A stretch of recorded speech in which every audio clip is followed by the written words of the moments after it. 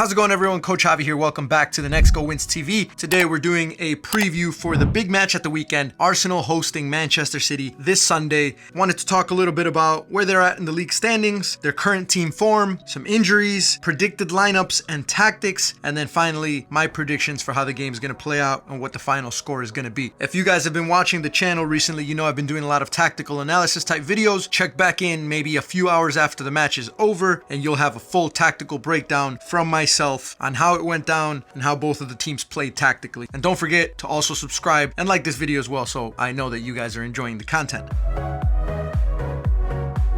Let's start with the league standings right now. Arsenal sitting in second place, Manchester City in fourth. Pretty safe to say that the Premier League trophy or the Premier League title race for Manchester City is over. They currently sit 12 points behind Liverpool, and that's with Liverpool having a game in hand. However, for Arsenal, they're only 6 points away with one game in hand for Liverpool. So as long as Liverpool wins that game in hand, they would go 9 points ahead of Arsenal, and then they would go 15 points ahead of Manchester City. So for Manchester City, I think we all knew this. Title race is over. However, they're trying to finish in the top four, make sure that they get Champions League next season. And although they've given up on the 5 in a row, I think at some point Manchester City was not going to win the Premier League. This looks like that season, and it looks like Liverpool's going to win it. But as long as Arsenal keep applying a little bit of pressure to Liverpool, I think there's a chance that it can get a little bit closer. I said it in my predictions before that I thought the title race would be over with 2 or 3 games before the end of the season. I still think that's the case, but I think this game specifically is going to tell us a lot about Arsenal's title chances and whether they're really still in the race. I also think that if you look at Nottingham Forest, they're going to drop out of that 3rd spot, and I think ultimately it's going to come down between Newcastle, Chelsea, and Manchester City as the last 2 spots in the top 4 for the Champions League. So let's take a look at team form. There's been a lot of pressure, there's been a lot of stress on Pep Guardiola ever since they had that really bad streak of games where they couldn't win. I also said this in my prediction that Manchester City, as soon as the new year comes around, they turn into a different team. They've been doing it for the last few years, specifically the last couple of years when Arsenal was on track to win the Premier League, and then all of a sudden Manchester City, as soon as January hit, it's a different team. If we look at their results since the beginning of this year, they beat Leicester 2-0, they beat West Ham 4-1, they tied against Brentford 2-2, they smashed Ipswich 6-0, and they beat Chelsea 3-1. And that's obviously just the Premier League, but that's what we're talking about. If we look at Arsenal not too bad, not as good as Manchester City, but not too bad. They beat Brentford 3-1, they tied Brighton 1-1, they beat Tottenham 2-1, then they drew against Aston Villa 2-2, and then they beat Wolves 1-0. So both teams since the start of this year have actually been doing pretty well. Arsenal, a lot of issues, a lot of red cards, a lot of injuries. Manchester City, just a lot of inconsistent performances, some big injuries to their best players, but both teams find themselves in a position where they're not used to being as far as their form. Teams are not scared of Arsenal and Manchester City like they were in the past couple of seasons. So this presents a really interesting matchup for both teams. If we look at the injuries and the players that are for sure out, we'll start with Arsenal. Ben White looking to come back mid-February with a knee injury. Bukayo Saka obviously had that hamstring injury. He's due to come back in late February. Gabriel Jesus out for the season, and Tomiyasu also coming back in mid-February. So apart from Gabriel Jesus, Arsenal by the end of February should have the majority of their players back. And in the last match, Martin Odegaard had some flu-like symptoms or cold. I don't know. He was sick. He was ill, so he wasn't in that match. But I do believe that he's healthy and he's ready to come back for this big match against Manchester City. As far as Manchester City, they've been hit relatively hard recently. Jeremy Doku with some physical discomfort. He'll be back in early February. Nathan Ake, same thing, early February, muscle injury. Oscar Bob should be back at some point in February. You guys know he broke his leg at the beginning of the season. Rodri out for the season, and Ruben Diaz with a groin injury should be back mid-February. So both teams clearly not with their best players, but they still both have really good rosters and really good players to where this shouldn't really be an excuse for either team. And obviously they still have a couple of days of training after I've made this video, so there could be some new injuries and some new things going on before the match, but this is just kind of where I'm at a few days before they play against each other. So with all of their injuries, with all of their form, league standing, I think it's time we get into the predicted lineups.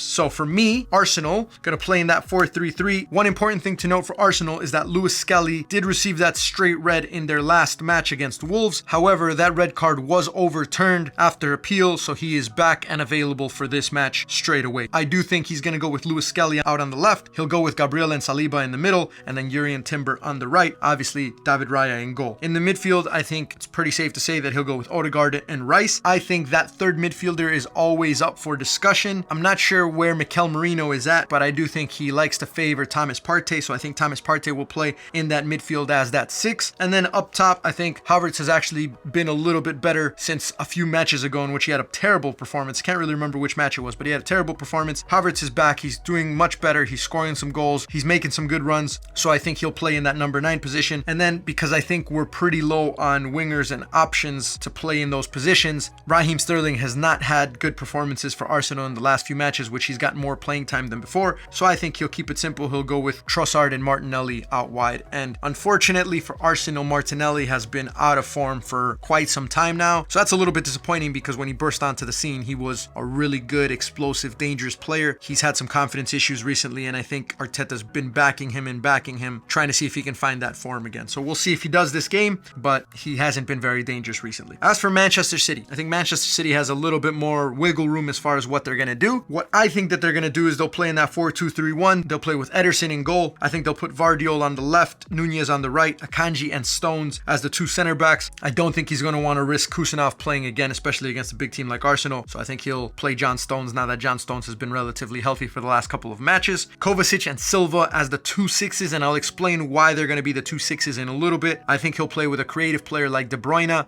who's going to be able to find some slip balls in behind into Marmoush and into Foden on the wings, and then obviously also for Haaland up top as the center forward. The reason why I drew it up this way for Manchester City is this. I think their tactics against Chelsea were brilliant. They pushed both of the fullbacks up, which you typically don't see too often. You see one fullback go, the other one stay, but the reason why they could push both fullbacks up is because they'd have Kovacic dropping into that space in between the 2 center backs, so it would essentially be a back 3, and at times Kovacic and Silva or Kovacic and Ilkay Gundogan would both drop into that space, so then they'd almost have a back 4 with the 2 fullbacks pushing up, making runs in behind. If Arsenal don't pressure Manchester City, Manchester City's going to look for those long balls into the fullbacks who are pushing up. They're going to look for those long balls into Haaland as well. And I think when those 2 fullbacks push up, I think that allows Marmoush and Phil Foden to just tuck in a little bit more centrally underneath Haaland, give them a few more numbers in the attack. The only player that I could see maybe switching out here is either De Bruyne, Marmoush, or Silva. One of those 3 maybe being replaced by Ilkay Gundogan, just because he does like Gundogan playing in that midfield for Manchester City. But I do think this is the way that they're going to line up, and they're going to try and use those same tactics that they did against Chelsea. So now let's get into my score prediction for the match.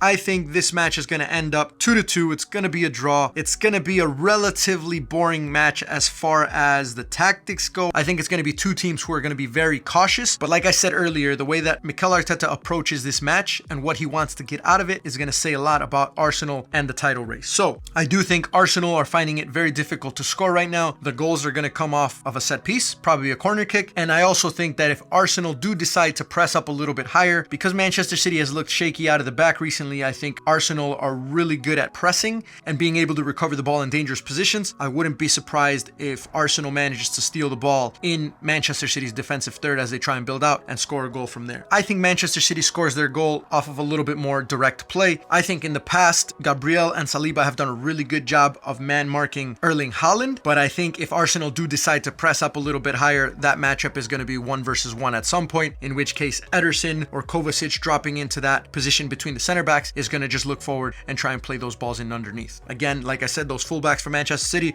are going to start pushing up, and so I think it's going to give them a lot of numbers for Arsenal to try and deal with out of the back, especially for those more direct balls. I think Arsenal are really good in that mid block, to where if Manchester City just tries to possess and overplay a little bit, it's not going to really be effective against Arsenal. So I think they're going to have to try and find ways to kind of unbalance them, whether that means with the long ball, finding the players out wide and getting crosses in. And the key for Manchester City, just like it's been the key in their past few matches, can they find ways to get Haaland more service and more opportunities to score? Because when Haaland goes missing or when Haaland is marked up tight, Manchester City are nowhere near as dangerous as they could be. And so I think it will be a pretty high scoring game because both teams aren't very good defensively, at least not in recent times. But I still just don't see the game being one of those back and forth from one end to the other electrifying games. I think most of the game is going to be played in the middle, and the goals that both teams do give up are going to be relatively ugly, if I'm being honest, if I had to predict at least. Hopefully that's not the case. Hopefully there's a lot of action, it's a lot of back and forth, it's a lot of really high intensity pressing, counterattacks, all the good stuff that we like to see. But once again, check back in a few hours after the game and I'll have that whole tactical breakdown for you guys. So finally, just to finish it off, a couple of questions for me.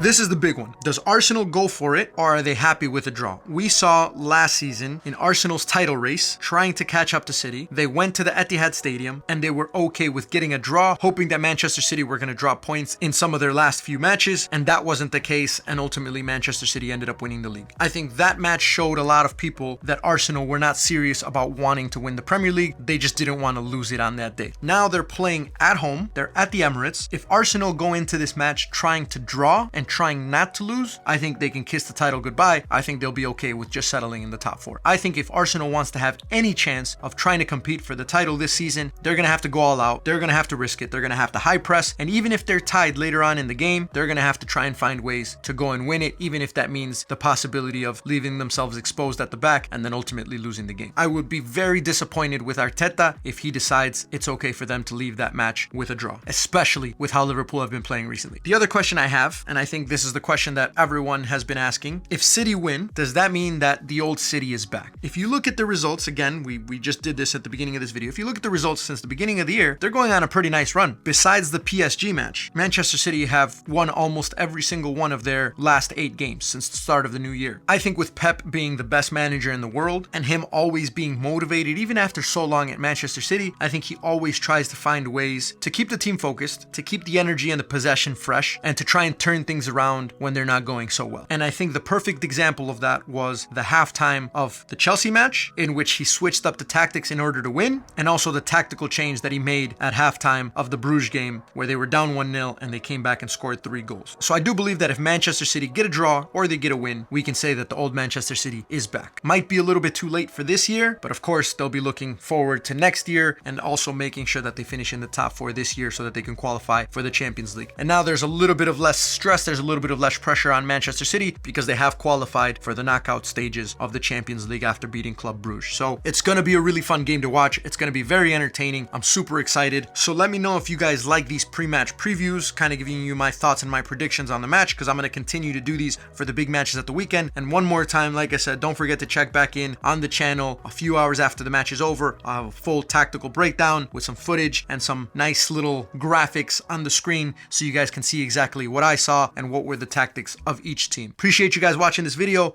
and we'll catch you in the next one.